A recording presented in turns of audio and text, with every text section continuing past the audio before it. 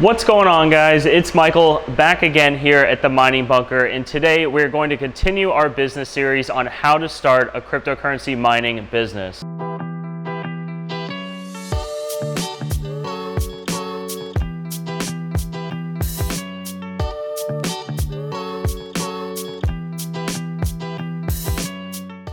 Now, it's been a couple weeks since we released our last video in the business series. However, I wanted to make sure to get those two out while we were still in the last year. Now we are in 2022, and now you have to start thinking about filing your taxes. Now, as I did in the other videos, I am going to give you guys a disclaimer. Nothing that I say in these videos should be taken as tax advice, legal advice, accounting advice, or financial advice. In these videos, I am just portraying to you how I run my crypto mining farm as a business. Now, I need to emphasize again, to take advantage of these tax benefits and deductions, expenses, and everything else that has been brought up throughout these videos, you need to be running this as a business and not a hobby, which means you have to be going into this with the idea that you will be making money. Now, for me personally, I buy crypto mining equipment. I buy graphics cards, motherboards, risers, things of that nature. And I buy all of that with the intent to mine cryptocurrency. So I buy equipment and I run my crypto mining business with the idea that I will generate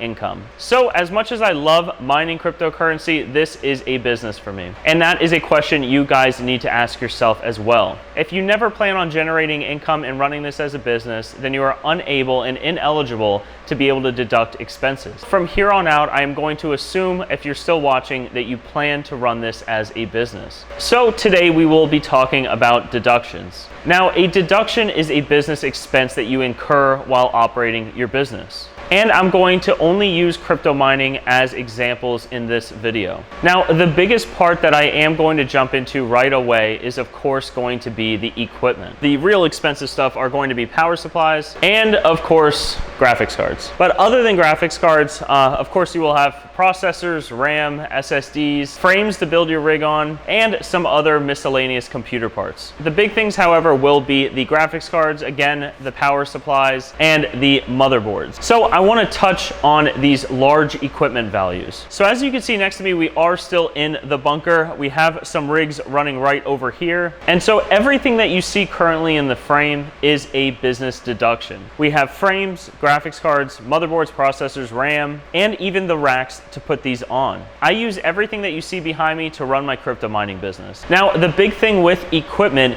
is depreciation. So a graphics card or motherboard or things of that nature are a lot different than office supplies. So what you see behind me is equipment, and equipment can be depreciated over a 5-year method. So to make it a little more simple, let's say that the rig right next to me is $10,000, and that $10,000 is what I paid for it. That means over the next 5 years, I can depreciate that $10,000. That means I'm going to be taking $2,000 of depreciation per year for the next 5 years. Now, here in the United States, we have something called a Section 179. Now, what Section 179 allows you to do is front load all of that depreciation in the current year. And what that means is that instead of taking $2,000 a year for the next 5 years, you can take $10,000 in this year. And that is where it kind of comes into play on what is the best situation for you. If you have a job where you have a W-2 and you have federal income tax withheld every paycheck, and let's say at the end of the year from your job, you have $5,000 of federal income tax withheld, and you just started mining this year, in that situation, a Section 179 might not be your best option. Now, there's a benefit to front loading that depreciation, and then there's also a benefit to doing a 5-year straight line method. And for everyone watching this, your answers are likely going to vary on your specific situation. If you made a whole bunch of money this past year on Dogecoin, and if you want to offset as much of the income from that as possible,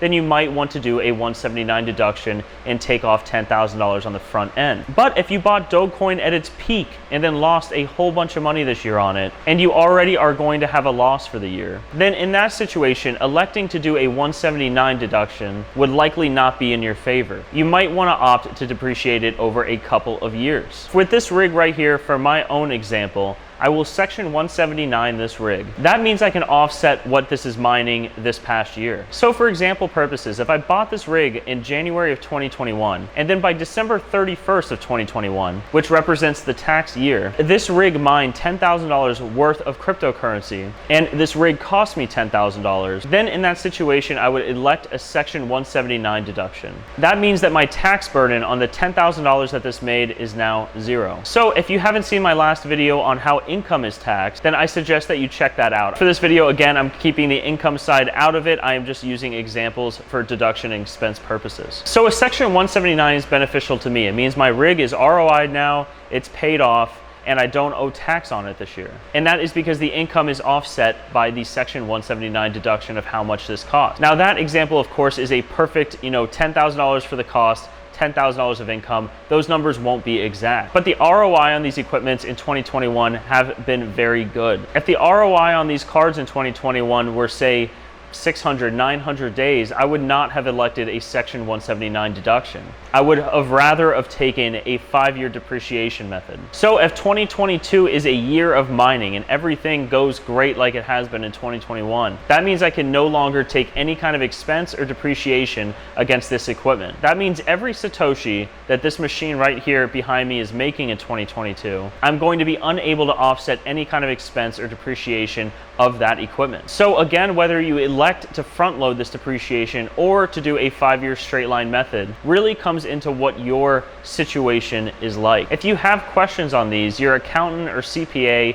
should be able to answer these no problem. The biggest questions that we have, and I've touched on that in the last couple of videos, is how is all of this taxed? However, viewing this from a business, this is a lot like any other business. And as I said before, any accountant or CPA should easily be able to lay this out for you. Or if you want to jump on board and do QuickBooks Online, you should be able to easily do that for something small scale of a crypto mining farm. Now, if you have a massive mining farm, it might be a little more difficult. However, if you're interested in running your own books, I highly suggest QuickBooks Online. That is what I use. But if not, please keep track and receipts and expenses of everything that is related to your mining farm so that you can provide that to a tax professional when the time comes. So moving on from equipment, what else does a mining farm use? What's behind me right now is using a lot of electricity.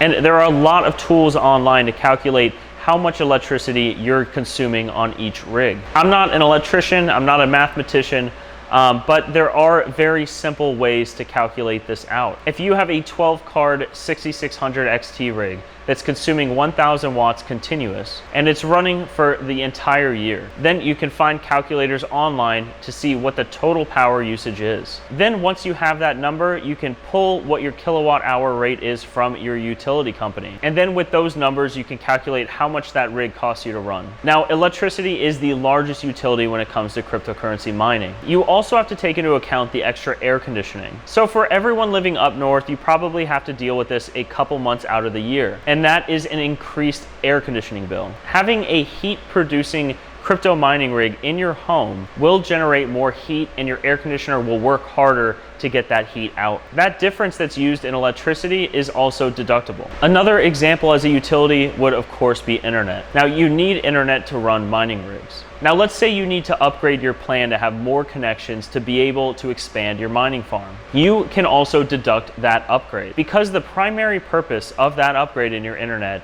is for your business. So there we have equipment and we have utilities. In a cryptocurrency mining business, there are a couple more deductions that you can take advantage of. I'll use a personal example. Before we had the mining bunker, I was a residential miner. Now, a lot of people watching this in the United States suffer from only having 120 volt electricity. So in my home, I only had 120 volt unless it was the dryer. However, my shed was fully available and ready to go for mining. So I had an electrician come to my house, put that 30 amp breaker in, run the wire to my shed, and get that 240 volt outlet installed. So that way I was finally able to get a 30 amp PDU installed and have about 5,500 watts available. Now everything associated with the install, the materials used, the labor involved, everything, all of that is deductible because it's for my cryptocurrency mining business. I started my cryptocurrency mining business a long time before I had the bunker. So I don't want to make this video too long. You can check out the IRS's publications regarding tax deductions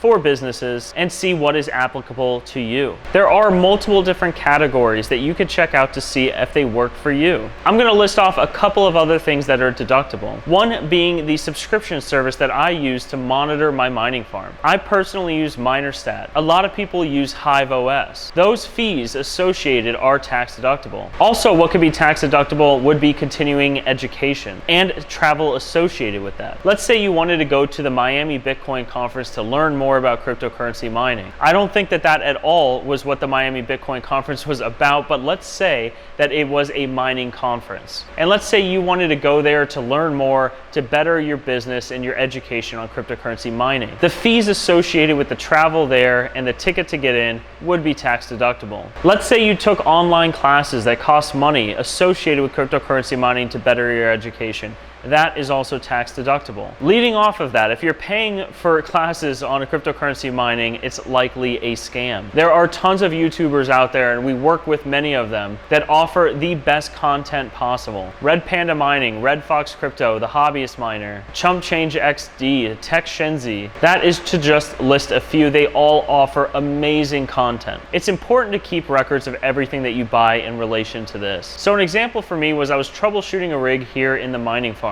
Now, I didn't have an app on my phone to change overclock, so I'd have to walk in here, see if everything's working on it, then walk back to the computer to see if those overclocks were effective, if they were not, if they were causing drops. And I would have to take notes on what I put the overclock on so that when I walked back to the rig, I could tell if it was working or not working. If it didn't, then I could go adjust it. And so I went on Amazon and I bought a notebook and some pens. So now I use a notebook and a pen while I'm walking around to take quick notes. The purpose of me buying that notebook and the purpose of me buying that pen was for my crypto mining business. So I would highly suggest you guys go through your Amazon purchases, all of your different purchases that you made throughout the year, because I think you also would be surprised and say, oh wow, I did actually buy that for my crypto mining business. So another example is I like to remote into my rigs to troubleshoot. However, as many of you know, sometimes you just need to hardwire a monitor in to see what is going on. I didn't have an extra monitor available, so I had to purchase one. That monitor is the one that you see in many of my videos. It's sitting right next to the rig, showing why it's not working, and me talking about why I don't know why it's not working. But I bought that monitor, and that monitor is a deduction. So I hope that this video helped you guys out. Please drop a comment down below with any questions or any comments that you might have. We will be doing a part 2 to this video that will follow it up.